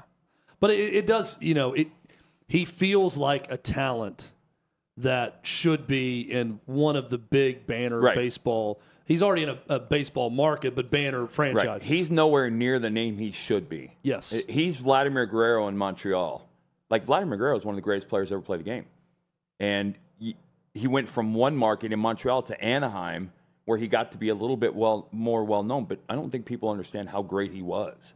And if he had played in Yankee Stadium, he would be in the Monument Valley, and he would have his number retired and all things like that. But, that's the play. Ultimately, it's the player's choice. And players, if you go for the money, that might not result in the other things. And how good is his son also, Vladimir Guerrero? Oh, my goodness. Well, I mean, the apple didn't fall from the tree. It didn't fall far. It didn't fall from the tree. He is the same player from an offensive perspective. The thing about Vladimir Guerrero was I threw every pitch to him knowing I was going to get a swing. So I had to throw the ball far enough out of the middle of the plate that he couldn't put the barrel on it. Because I did it a couple times. He had a home run off me, a walk-off home run in Montreal, that had it not been hit, my catcher would have had to slide to block it because it was going to bounce. I mean, that was the kind of guy he was. Did you ever get a chance to hold his bat to see how big it was? Yeah. I mean, it looked like he was swinging a piece of lumber. Yeah. It looked that big. He was. As a kid watching him play, it was huge. I'll tell you the one that blew me away. You remember Dave Parker? Oh, yeah. Okay. So I grew up a Pirate fan. Yeah. And the Cobra and Pops and the 79. Smoking cigarettes in the dugout? Yep. And I faced him in one of his lives. He was in Milwaukee. And I was facing Rob Deere, and for some reason, I kind of glanced to the side, and I saw a dude on deck, the largest man I've ever seen. I thought he made Frank Thomas look like Jose Altuve. He's on the on-deck swing, and there's a purple and yellow sledgehammer, and he's swinging it like I would swing a fungo. And I'm like, oh, my God, that man is actually coming to the plate. He got to the plate, and I thought, first off, his strike zone's like 15 feet wide and 19 feet high. Right. He's enormous. But the bat, he was swinging like a 38-inch bat, and it looked like a little fungo in his hand. And I was like, okay, I got no chance. Different guys. Unbelievably different guys. Yeah. Cy Young Award winner, who do you like? Let's start with National League. All right, so I'm going to come from a gambler's perspective. Okay, let's do on this first one. We love that. Yeah. At plus 1,500, I love Zach Wheeler. I've said since he left the Mets that was the biggest signing of that winter. I think he's every bit as good, if not as better than Nola, which is still really good. But I love, there's a lot of names you can mention, but I'm looking at making the 30 starts, putting a number of innings up to give you the other ancillary numbers. I think he's going to have a monster year at plus 1,500. I love that bet. Got about 45 seconds left. American League. Shane Bieber. There's a lot of names, and I don't think DeGrom will make enough starts. I think Ohtani will be a victim of his own greatness. And if he doesn't have the same numbers he had last year, he'll get penalized for it. Bieber's consistent. He takes the ball. He has dominant numbers, and he's going to pitch 30 games. He's Kurt Schilling. Kurt Schilling baseball show twice a week. It drops Monday, Thursday. Yes, sir. Mondays, Thursdays. It drops Tuesday, Friday. Sorry, Tuesdays, Fridays. One off. Yeah, it's right there on the screen. Yep. New episodes every Tuesday and Friday. I'm enjoying the show. You should check it out as well. The Kurt Schilling baseball show as part of the OutKick Network. Kurt, thanks for coming in and hanging out with me for this last hour. Appreciate it. A lot of fun. Hutton will be back tomorrow. We'll all be back here in studio tomorrow. We got a great guest list for you to close out the week. That's all coming up on our Friday show. Thanks to everyone out there. We appreciate you. We love you. This has been Hot Mike with Hutton and Withrow.